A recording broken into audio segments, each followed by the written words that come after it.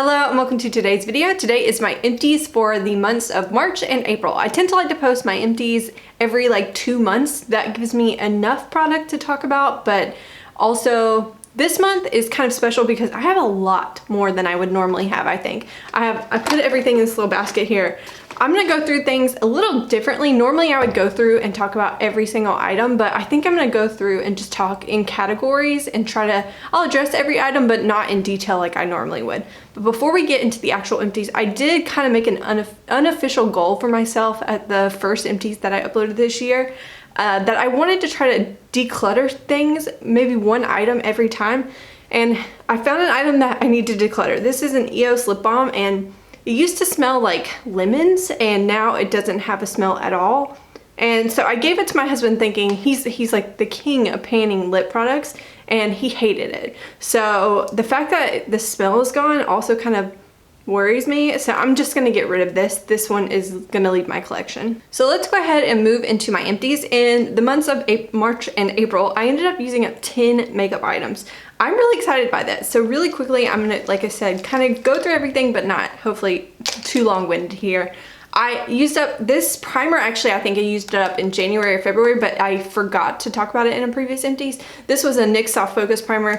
I like pore filling primers, but that one almost felt too thick at times and didn't really provide the best pore filling kind of. I've tried better ones. The L'Oreal Magic Perfecting Base comes in a little pot. I like that one more than that one. And then the other thing here is a powder from e.l.f. This was a translucent blotting powder. I liked it, but this little pan was just the saddest little thing. I know e.l.f. is affordable, but I also don't think this was the best bang for my buck, so I wouldn't pick that one up again either. The next three items are these little guys here. These are two eyeliners, one's from Kat Von D, one's from Maybelline. Honestly, they were pretty comparable to each other. They both kind of have the pointy little felt tip looking ends, and they both lasted about an equal amount of time. I think I used up an Essence one kind of like this, the super fine eyeliner pencil or pen in the past, and it dried out so quickly. I don't have that complaint with either one of these. Both of these lasted pretty well, and they were both minis, which is pretty impressive. Then the other thing I have here is an Ulta eyeshadow primer. It's dual-ended. This side is a normal lid setting base, and you can see hopefully that is empty. This other side here, I tried to make this one work. This is like the smoky side, but it's just not the way I do my makeup. Can you see it's kind of weird. It looks gray and you can blend it out, but I don't think it helped with smoky eyes stuff. So I'm only gonna count half of the product value for this for my empties, but I did use up one side of it, and the other side is a good thought, but not really good in execution. Okay, next up I have two eyebrow products, and both of these I love. This is the Benefit Brow. This took me over, I think, 3 years to finish. I had this thing for so long, and it literally took so long to wear. I put in my year-long painting project last year and ended up not finishing it. Finished it this year, but can I just say that, well, one, the brush kind of broke, which was a little bit frustrating, but it comes with a little brush, and as long as you don't treat it like I do, it lasts pretty well, and I really enjoy having it. It's super travel friendly too. You don't have to worry about that. And the other thing I want to say about this is that because I was trying to pan it so hard, I ended up putting it in my hairline, and I've become addicted to doing my hairline now. I think I forgot to today, and you can probably tell.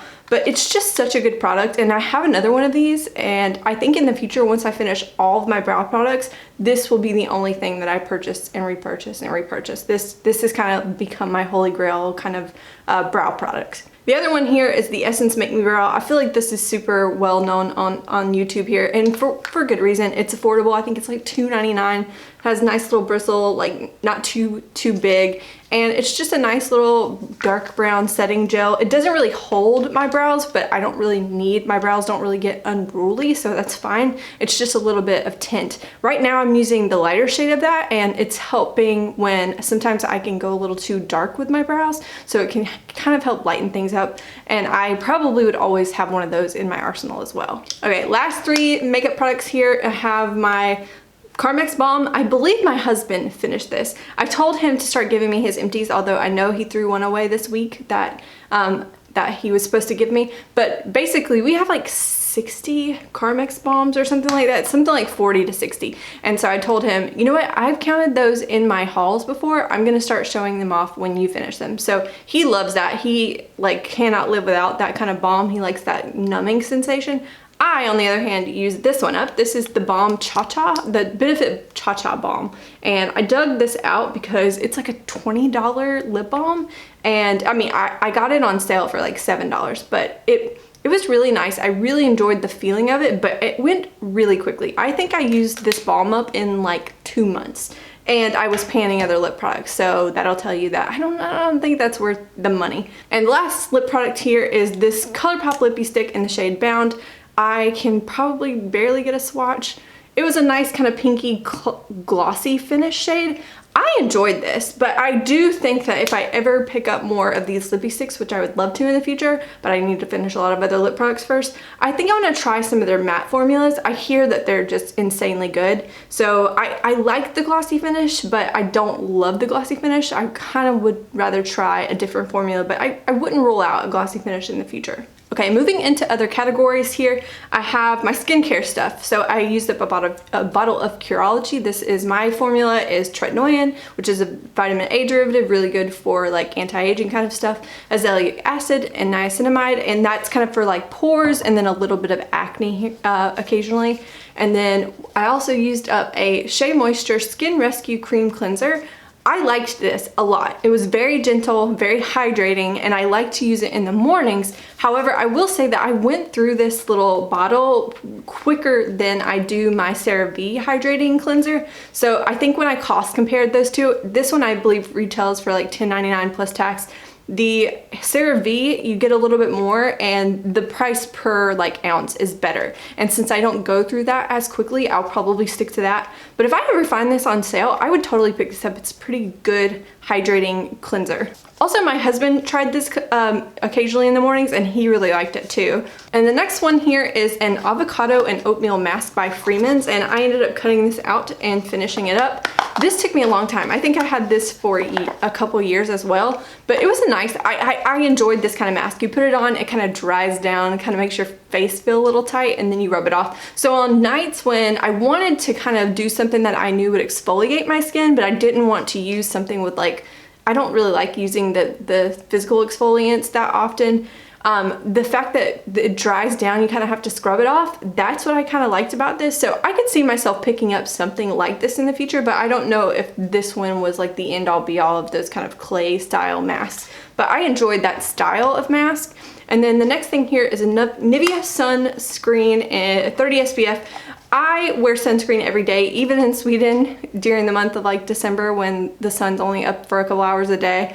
I make myself wear sunscreen, and this was the one, 30 SPF is what I wear in like the dead of winter. Now that we're like in the very sunny parts of this year, even though you can't really tell today. Also, can I just like, for a second tangent here, I had a dentist appointment this morning and had to bike there, which is not, that's like normal. You bike everywhere in Sweden because not many people, at least in the city I live in, have cars, but it was snowing.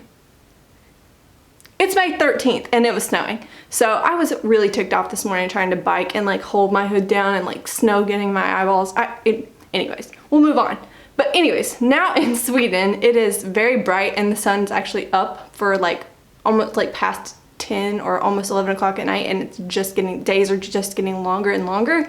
So now I would not touch a 30 SPF. I use nothing but 50 on my face at this point. But I did enjoy this, and I actually would try other Nivea sun products in the future because my skin's very picky about sunscreens, and I get easily irritated with sunscreens like my skin does, and I didn't have any issue with that. So that made me hopeful that maybe some of their other products would also be gentle enough for me to use as sunscreen. Okay, next category is hair care, and I have 4 items here. I have L'Oreal shampoo and conditioner here in the, oh that's funny, I just was looking at which line this is, and I think it's a color protecting one, which I don't have any color in my hair, so it's funny that I managed to pick that one up. But it was fine. I think it's just kind of your average drugstore like shampoo and conditioner, nothing crazy, nothing great.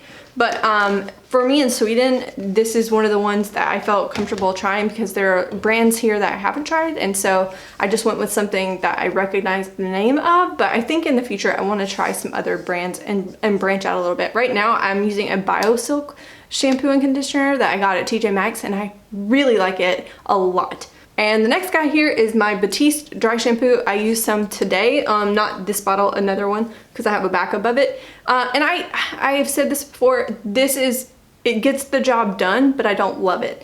It does provide some texture or like grit to my hair, which I can appreciate, especially as you go into the week without washing your hair. My hair tends to get flatter and flatter, so when I want a little bit of like va-va-voom and volume, this helps, along with like a crap ton of hairspray, which is what happened to my hair today.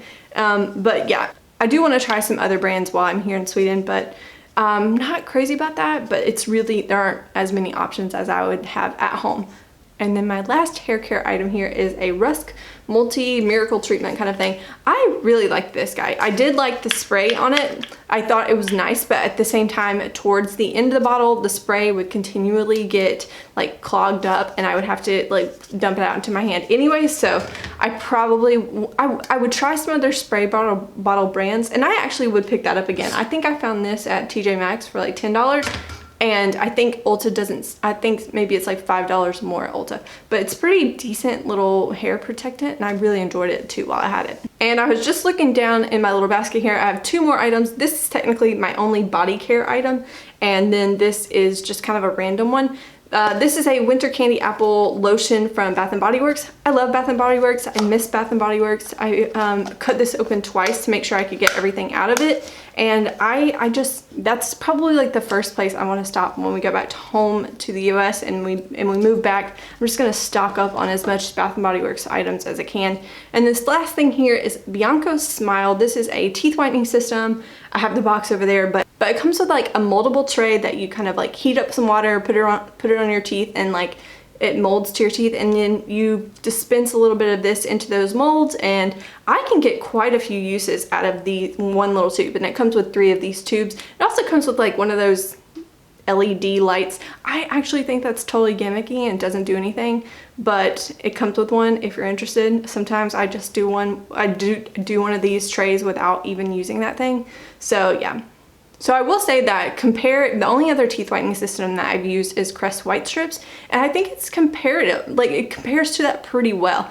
I think the first time I used this, I saw results, which I think that you take at least 2 or 3 strips before you start to see results with the Crest White Strips. So I was pleasantly surprised, and I am excited that I have like 1.5 more of these tubes left. So I'm enjoying this little system. This was a little gift from my sister-in-law. So I'm very happy with this little like system, and I actually would consider purchasing it again in the future.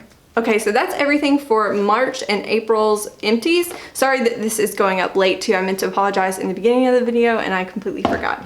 Okay, my value total, this is what I always get excited for. So those products totaled up to $231 in value, which I think is pretty good. So I think that we're on a really good track to beat my number up for last year. So hopefully I'll see you again in about 2 months with more empties, and I will see you in the next one.